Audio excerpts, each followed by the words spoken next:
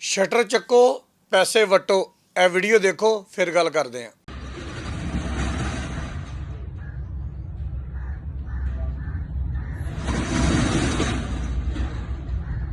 ਇਹ ਵੀਡੀਓ ਥਾਣਾ ਗੁਲਬਰਗ ਦੇ ਇਲਾਕੇ ਧੋਬੀ ਘਾਟ ਦੀ ਪਿਛਲੀ ਗਲੀ ਦੀ ਆ, ਜਿੱਥੇ ਸਿਰਫ 2 ਦਿਨ ਪਹਿਲੇ ਪੁਲਿਸ ਨੇ ਰੇਡ ਕੀਤਾ ਤੇ ਕਿੰਨੇ ਸਾਰੇ ਕੈਫੇ ਜਿਹੜੇ ਆ ਨਾ ਉਹਨਾਂ ਨੂੰ ਸੀਲ ਕਰਕੇ ਤੇ ਚਾਬੀਆਂ ਆਪਣੇ ਨਾਲ ਲੈ ਗਏ ਤੇ ਉਹਨਾਂ ਦੇ ਮਾਲਕਾਂ ਨੂੰ ਵੀ ਗ੍ਰਿਫਤਾਰ ਕਰ ਲਿਆ।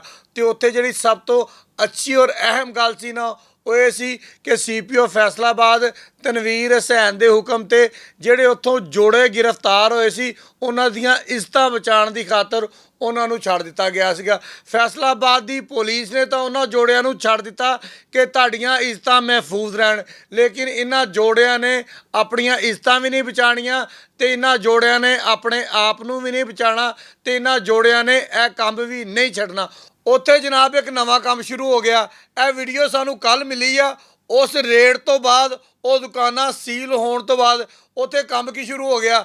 ਜੋੜਾ ਜਨਾਬ ਮਾਲਕ ਨੂੰ ਫੋਨ ਕਰਦਾ ਵਾ ਕਿ 3:45 ਤੇ ਅਸੀਂ ਬਿਲਕੁਲ ਦੁਕਾਨ ਦੇ ਅੱਗੇ ਹੋਵਾਂਗੇ, ਤੁਸੀਂ ਸ਼ਟਰ ਅੱਧਾ ਚੱਕਣਾ ਵਾ, ਅਸੀਂ ਪੱਖੂ ਦੇ ਨਾਲ ਅੰਦਰ ਵੜਨਾ ਵਾ, ਜਦੋਂ ਅਸੀਂ ਵਿਹਲੇ ਹੋਵਾਂਗੇ ਤੁਹਾਨੂੰ ਦੁਬਾਰਾ ਕਾਲ ਕਰਾਂਗੇ, ਤੁਸੀਂ ਆ ਕੇ ਸ਼ਟਰ ਚੱਕਣਾ ਵਾ, ਅਸੀਂ ਬਾਸਾਨੀ ਬਾਹਰ ਨਿਕਲ ਜਾਣਾ ਵਾ। ਹੁਣ ਇੱਥੇ ਰੌਲਾ ਕੀ ਆ? ਸਭ ਤੋਂ ਵੱਡਾ ਮਸਲਾ ਇਹ ਆ ਕਿ ਉੱਥੇ ਸ਼ਰੀਫ ਫੈਮਲੀਆਂ ਰਹਿੰਦੀਆਂ ਵਾ, ਉੱਥੇ ਬੱਚੀਆਂ ਰਹਿੰਦੀਆਂ ਵਾ, ਉੱਥੇ ਬੱਚੇ ਰਹਿੰਦੇ ਆ, ਉੱਥੇ ਸਿਆਣੇ ਰਹਿੰਦੇ ਆ, ਉੱਥੇ ਬਜ਼ੁਰਗ ਰਹਿੰਦੇ ਆ, ਨਮਾਜ਼ੀ ਰਹਿੰਦੇ ਆ। ਉਹ ਸਾਰੇ ਇਹਨਾਂ ਰੌਲਿਆਂ ਤੋਂ ਬੜੇ ਪਰੇਸ਼ਾਨ ਆ। ਉਹ ਕਹਿੰਦੇ ਕਿ ਧੀਆਂ ਭੈਣਾਂ ਸਾਰਿਆਂ ਦੀਆਂ ਸਾਂਝੀਆਂ ਹੁੰਦੀਆਂ, ਐੜੀਆਂ ਧੀਆਂ ਭੈਣਾਂ ਇੱਥੇ ਆ ਕੇ ਰੰਗ ਰਲੀਆਂ ਮਨਾਉਂਦੀਆਂ ਪਈਆਂ ਵਾ। ਯਕੀਨ ਕਰੋ ਇਹ ਵੀ ਸਾਡੀਆਂ ਨੇ, ਲੇਕਿਨ ਇਹਨਾਂ ਨੂੰ ਰੋਕੀਏ ਕਿੱਦਾਂ?